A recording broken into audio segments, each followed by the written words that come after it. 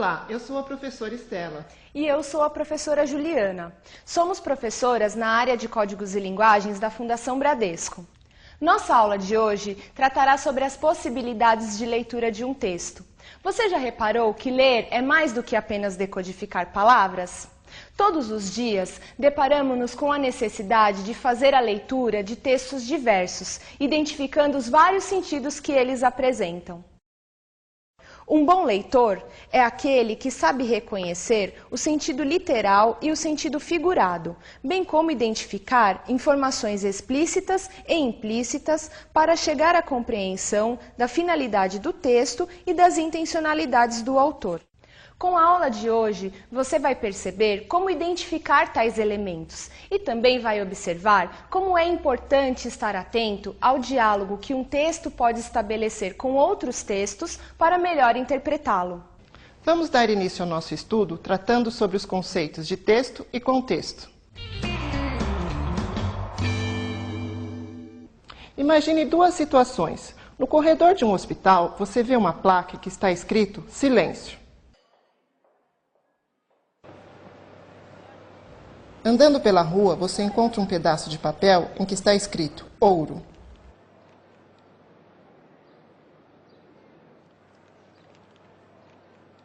Em qual das duas situações podemos considerar que existe um texto?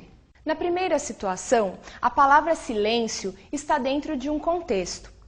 O hospital deseja comunicar às pessoas a necessidade de haver silêncio no local, e elas compreendem a mensagem por meio de apenas uma palavra fixada em pontos estratégicos.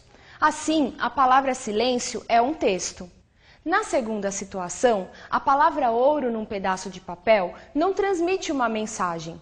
A palavra ouro, na circunstância em que está, quer dizer o quê? Não há como saber.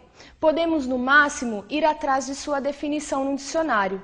A palavra ouro, portanto, nessa situação, não é um texto. E se a palavra ouro estiver escrita em um cartaz pendurado nas costas de um daqueles homens que ficam nas esquinas do centro das grandes cidades anunciando a compra de ouro? Aí sim, nessa situação, a palavra ouro constitui um texto, porque se encontra num contexto significativo, em que alguém quer dizer algo para outra pessoa, no caso, vender e comprar ouro. E então, anuncia isso por meio do cartaz. Para que tenhamos um texto, seja ele um texto verbal ou não verbal, é necessário que ele faça parte de um contexto, que lhe dê sentido. E para que você seja capaz de compreender um texto, além de identificar o contexto ao qual ele está relacionado, é importante saber reconhecer as informações que estão claramente apresentadas e as informações que estão subentendidas. Estamos falando dos elementos explícitos e implícitos de um texto. Vamos observar uma tirinha do personagem Calvin, um menino de 6 anos, inteligente e arteiro, cujas peraltices sempre levam os adultos à loucura.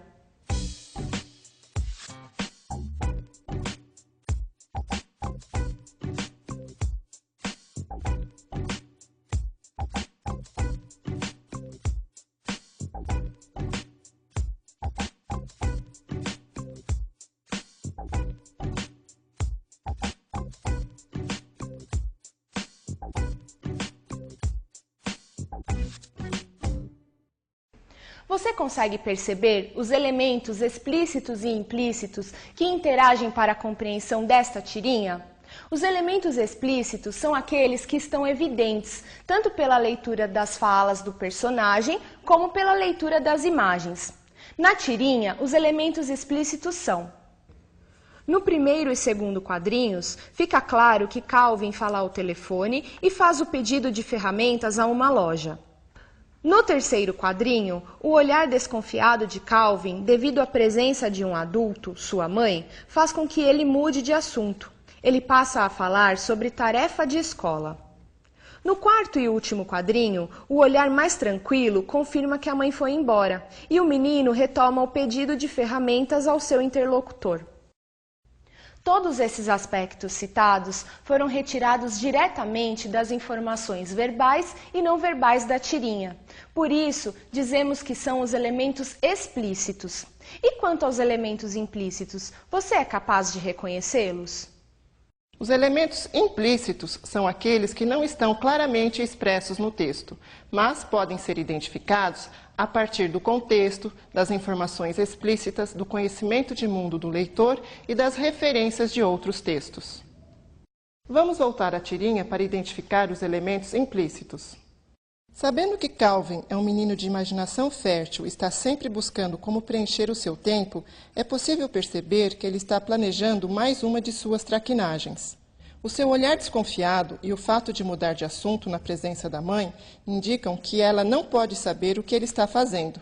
Como é incomum uma criança fazer compras por telefone com cartão de crédito, a situação da tirinha demonstra que Calvin está usando o cartão de crédito de seus pais sem permissão.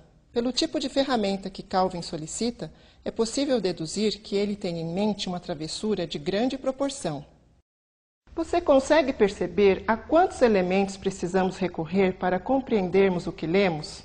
É preciso estar atento ao contexto a que o texto se refere, aos elementos claramente evidenciados e ao que estão subentendidos nos textos. Mas uma leitura atenta não para por aí. É necessário que você também leve em consideração a interpretação dos vários sentidos que as palavras, expressões e imagens adquirem nos textos. Vamos falar agora sobre sentido literal e figurado. Observe a poesia No Meio do Caminho, do escritor Carlos Drummond de Andrade. No meio do caminho tinha uma pedra. Tinha uma pedra no meio do caminho. Tinha uma pedra. No meio do caminho tinha uma pedra.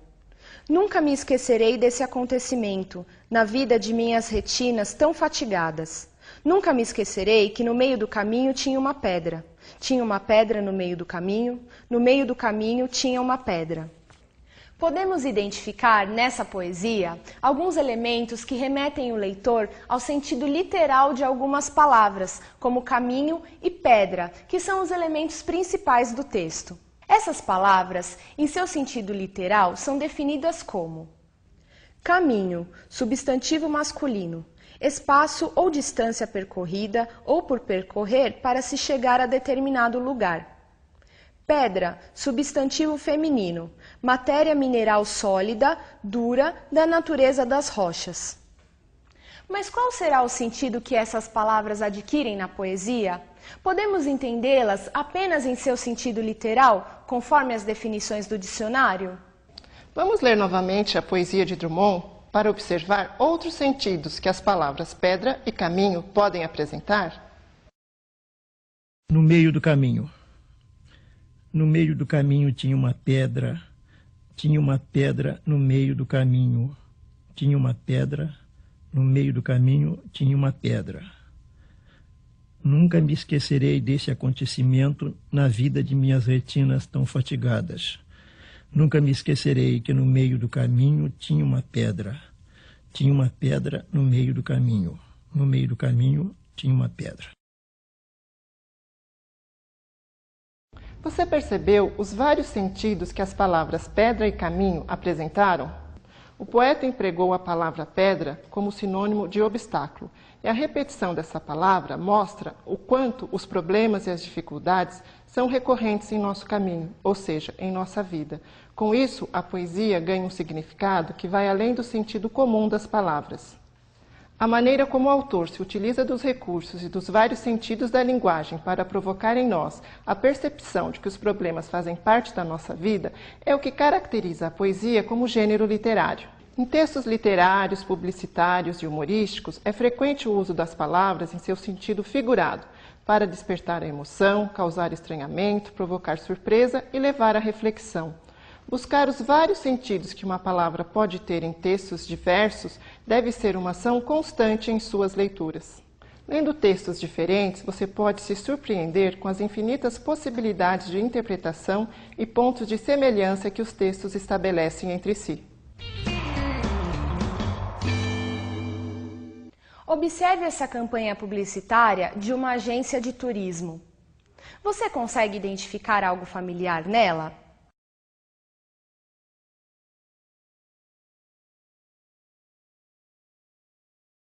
Percebemos que a campanha empregou um verso do poema No Meio do Caminho, de Carlos Drummond de Andrade. Com qual finalidade? para chamar a atenção sobre a necessidade de preservar a natureza e conservar a limpeza dos pontos turísticos. Podemos dizer que o texto da campanha publicitária conversa com a poesia de Drummond por meio de uma referência explícita ao verso "No meio do caminho tinha uma pedra". Quando conseguimos reconhecer em um texto elementos de outros textos já existentes, dizemos que está presente a intertextualidade. Intertextualidade é o diálogo entre os textos. Ela ocorre quando um texto inspira a construção de outros, seja de forma direta ou indireta. A intertextualidade está presente na literatura, mas também aparece na pintura, na música, nos filmes, na publicidade, nas novelas. Toda vez que uma obra faz referência a outra, ocorre a intertextualidade. Um exemplo de texto não verbal que inspirou a construção de muitos outros é a obra Mona Lisa, do artista Leonardo da Vinci. Por ser uma pintura admirada e consagrada desde a sua produção até os dias de hoje, foi muitas vezes referenciada em obras de outros autores. Vamos ver outros textos que estabelecem intertextualidade com a pintura de Da Vinci.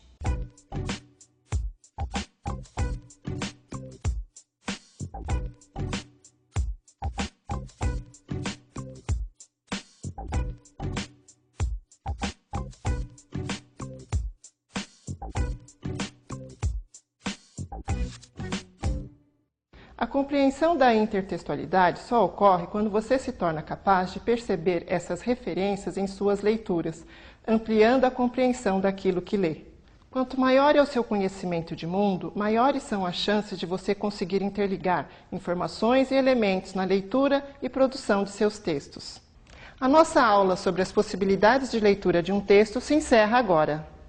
Esperamos que os assuntos que discutimos aqui o ajudem a se preparar para as suas próximas leituras. Você viu que um texto é considerado como tal quando está atrelado a um contexto significativo que lhe confere sentido. Observou também como considerar os elementos explícitos e implícitos de um texto para melhor interpretá-lo. Além disso, você pôde perceber os efeitos provocados pelo uso das palavras no sentido literal ou no sentido figurado. E por fim, você verificou como é importante reconhecer a intertextualidade, isto é, a relação que os textos mantêm entre si. Todos esses são fatores importantes para você compreender e interpretar adequadamente as leituras com as quais você se depara. Bons estudos! E até breve!